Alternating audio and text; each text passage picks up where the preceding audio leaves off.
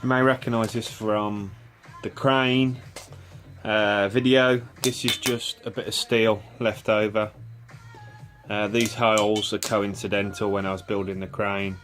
This was a lot narrower, the crane, my first idea, and this is just the leftovers from it. So we're going to use this for the base of the roller.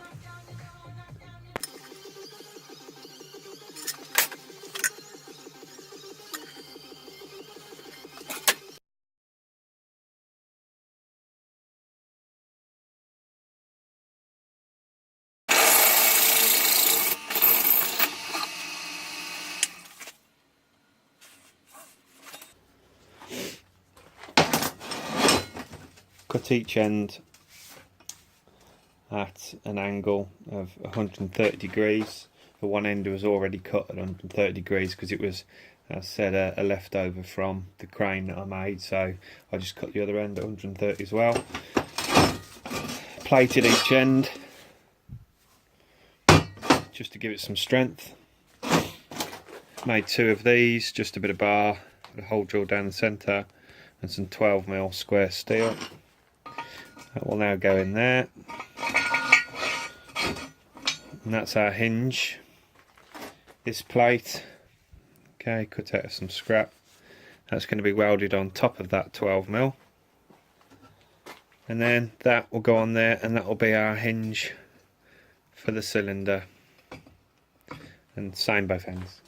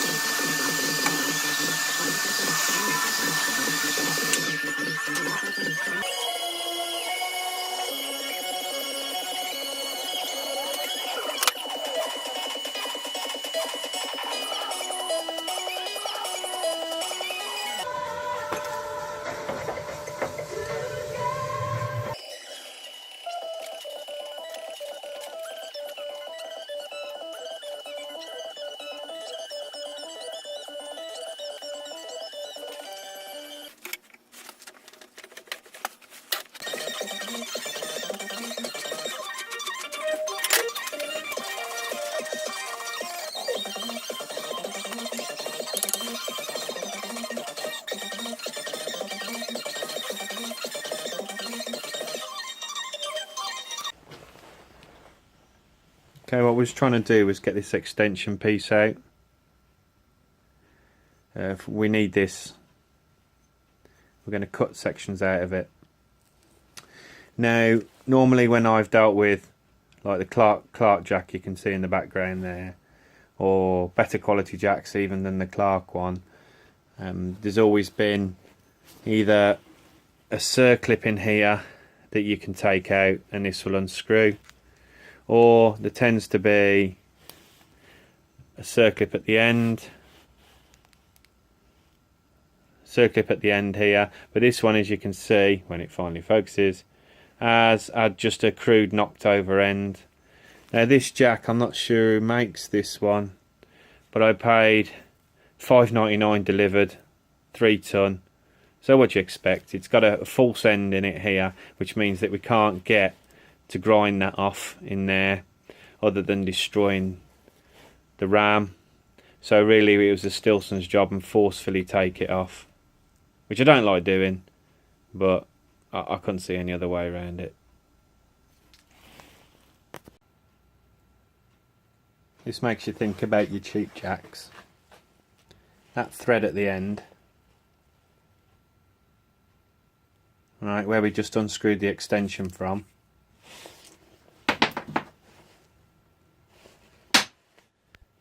isn't actually part of the ram. You'd think that would be a ram and then the thread's cut into the end. Okay, and then the centre's bored out.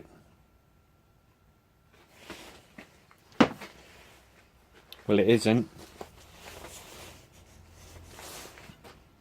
It's a pressed in piece of steel. And there you go. There's no retainers, no Loctite, no nothing. Just a piece of pressing steel. When I was unscrewing the other one, the thread's jammed and the insert come out the end. You would never believe that was an insert in the end of there. Measuring the wall.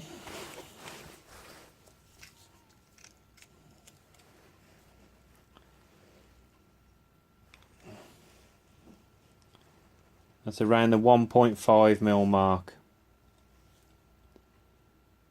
That's food for thought, innit? Next time you jack a car up or on a cheap jack. So you want to avoid a rubbish jack, don't buy them. Stick to your better makes. That's frightening, that is.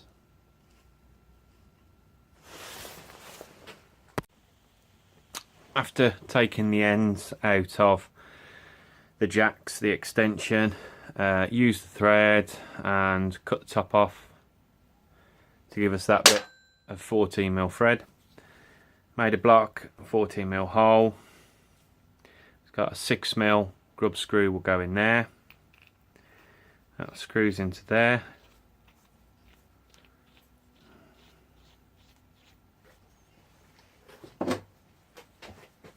In the bottom of the bearing, I've opened that up to 22.5 diameter. That's only 1mm opening up on diameter. And then the ram of the cylinder fits into there. That goes into there. And you end up with it looking like this.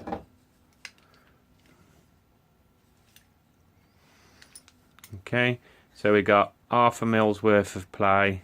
We'll account for a bit there and a bit side to side, just in case there's any misalignment with the jack and the jack's base is only just rough cast.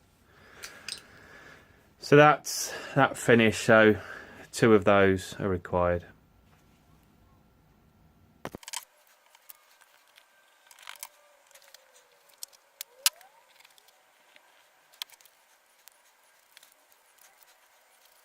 So now that the ram is straight onto the block rather than onto the bearing block, you've got a little bit of float now. So the load is applied directly to the bottom of the block rather than on this part of the housing, especially as we've opened it up. It's probably gone a little bit weaker. So that block pushes directly onto the bottom of there.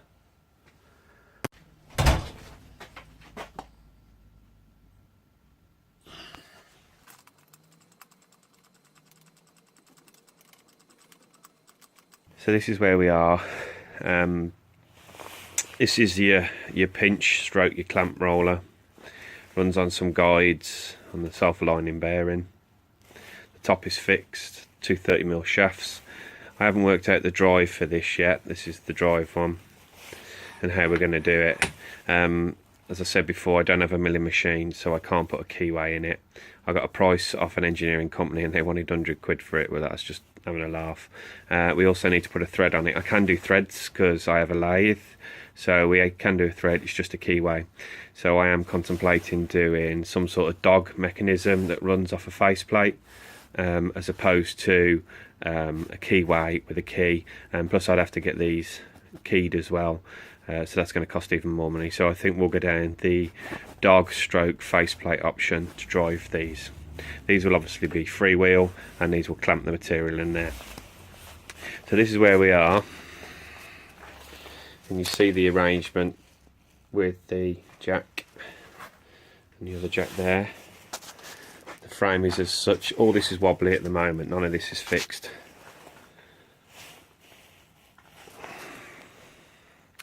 So what we've got to do now, this is one of the forming rollers, okay, and this is again repeated somewhere, wherever the other bearing is, but that is around somewhere. So there'll be two of these, one here, one there, and we are now going to make the hinge to hinge those up there, so those force in there. There will be rollers on here, so that will give us our in and out, and also our up and down. How I propose to do the pivot is these blocks here, which we'll do now, are going to fit inside there, and there'll be a thread at the top, and that will raise and lower the pivot to bring this bar up and down to align with the centre. So why do we need to align with the centre? Well, doing angle iron, then the centre is obviously going to be lower or higher. Even though the back can jack up and down, we still need to get the centre line between the rollers. Angle iron, box section, thin plate, it'd be nice to have the flexibility to get the centre line on this. And the same will be for that side as well. That will also screw up and down as well. So what I did think about before was mounting it on here. This is why I left this longer, okay, and we could hinge our pivot off this, bring some sort of arm up and do that. The trouble is the distance from there to there would always be the same, okay, which is no good if we decide to put bigger rollers on in the future, which at the moment I've got no intention of doing that, or other forming rollers, larger, smaller. We would always be stuck with that distance from there to there. We would have the flexibility of going up and down with the pinch rollers, but we would always have that same old centre line. So we needed some way of adjusting here so this could get to the centre line and not rely on this. So that's why that sticks out like that. It was an idea that I had that I won't be using.